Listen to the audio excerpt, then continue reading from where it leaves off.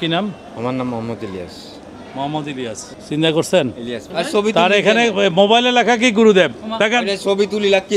সে রয়ের এজেন্ট এই দেশের। আবার এখানে যা আছে সেটা বাদ, কিন্তু তার সে হিন্দু। এই যে গুরুদেব লেখা, গুরুদেব মানে হিন্দুরা লেখে, কোনো মুসলমানে গুরুদেব লেখে? আর সে বললো কি, তার নাম কি বললো? মোহাম্মদ ইলিয়াস। মোহাম্মদ ইলিয়াস। তার মানে মা বাবা দিয়ে মা বাবা দিয়ে বাবা আছে না মরে গিয়ে? এটা তো সে প্রথম ছবি তুলি ছবি কেন কেন তুই কি আত্ম ভালো লাগে? তুই কি হিন্দু? হিন্দু না মুসলিম আইতো না বুঝি, আজ বুঝি মানুষ কি গুরুদেব কোনোদিন মুসলমানে বলে লিখতে পারে? এরে ভাই, ভাই এরা আইন শৃঙ্খলা হাতে তুলে দেন। এটা কিন্তু সাংকেতিক কিছু হবে। 201D এটা কি? এটা কোনো সাংকেতিক কোড, একটা কোড নাম্বার 201D কি? যেখানে কাজ করে তার একটা সাংকেতিক নাম্বার। আপনি ভালোভাবে কথা বলেন, না হলে আজকে ডাইরেক্ট ডিবির হাতে তুলবো। ডাইরেক্ট ডিবির হাতে দেবো। আরে আপনি তো পাগলের অভিনয় করছেন, আপনি তো সত্যিকারে পাগল না। আর আপনার নাম ওইটা না। আপনার বাবার নাম কি? বাবার নাম কি? ইসলাম। দাদার নাম কি? দাদার নাম সালে আহমদ আসিল, মারা গেছে। নানার নাম নানা নাই, দোয়াপাড়া নানার বাড়ি। দোয়াপাড়া, সে মুসলমান, তার নানা হয়েছে দোয়াপাড়ায়। মার নাম কি? মার নাম শামসুন নাহার। এখানে আপনাকে চিনে এমন কোনো ব্যক্তি আছে আশেপাশে? আশেপাশে আমার এলাকার লোক। আমি অনেকজন এই অবস্থায় আছি, পাগল অবস্থায় আছি। এখন সুস্থ হয়েছি যে আমি পাগল না রে ভাই। পাগল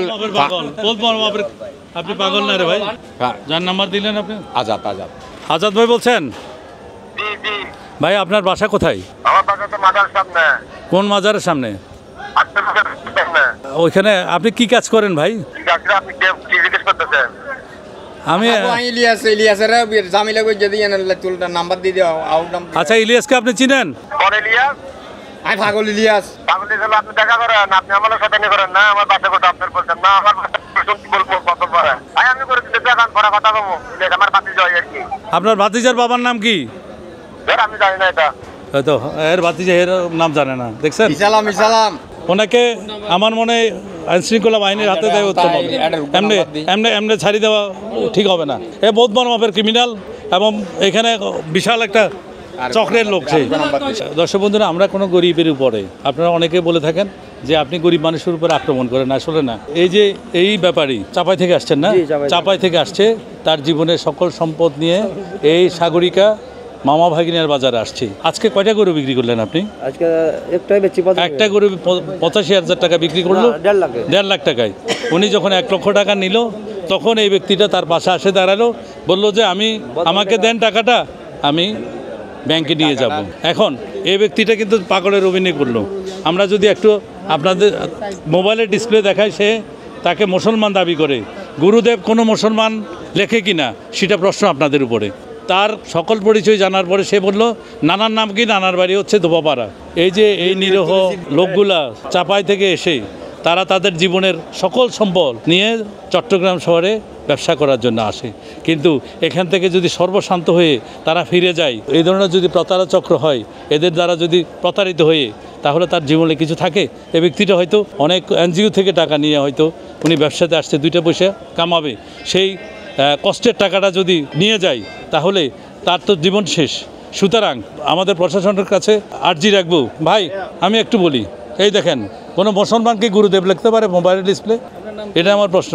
আমার ইলিয়াস পাগলা বলে গত মাসের 3 তারিখে আমার মাছ ধরে করে বাড়ি করে দিয়েছে। আমি পাহাড়ের ভিতরে হয়ে আছেন, তরিকার ছেলে মেয়ে আর বাবা।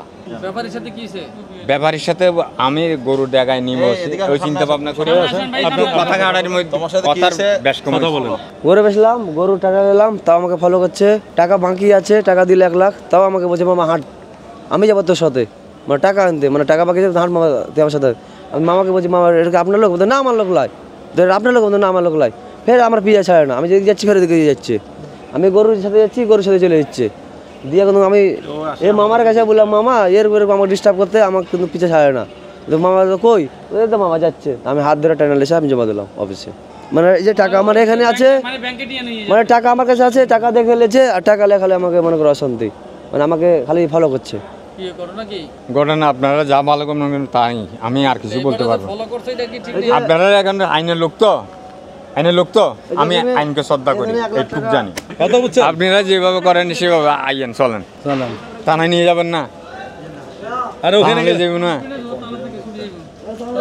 আরে ডাইরেক্ট আলি সত্তা না ওই ইলিয়াস পাগলা। আপনি মোবাইলটা কাইন্ডলি আপনার কাছে নেবেন, সমস্যা নেই, ওর সমস্যা নেই। মেন চিহ্ন ওখানে আছে, আর বাকি যেগুলো এটা তো আপনাদের দায়িত্ব, আমার যতটুকু করার আমি করে আর দিলাম। বিড়ি গরু ব্যবসায়ীর টাকা নিয়ে হাঁটতেছিল, এর পিছনে পিছনে এতে লক লাগছে, সে যে গরু ব্যাপারে যেদিকে যাচ্ছে সে ওইদিকে যাচ্ছে। 2-3 বার দেখার পরে সে ওই হাসিল জেনে কাটে এখানে এনে দিয়ে গেছে। গরু ব্যাপারেও আছে, ভাইকে আমার দেন, আমি একটু কথা লোক বলি। আছে, একটু কথা বলেন স্যার একটু।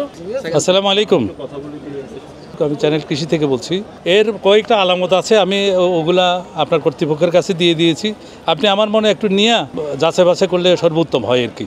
আর এতে বেচারীদের জীবনের হুমকির একটা ব্যাপার স্যাপার আছে।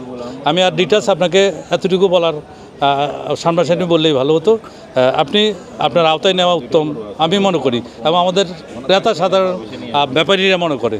জি, একটু খেয়াল রাখবেন। হ্যাঁ ভাই, আপনাদেরকে ধন্যবাদ, আপনারা ডাকার সাথে সাথে আসার জন্য অসংখ্য ধন্যবাদ।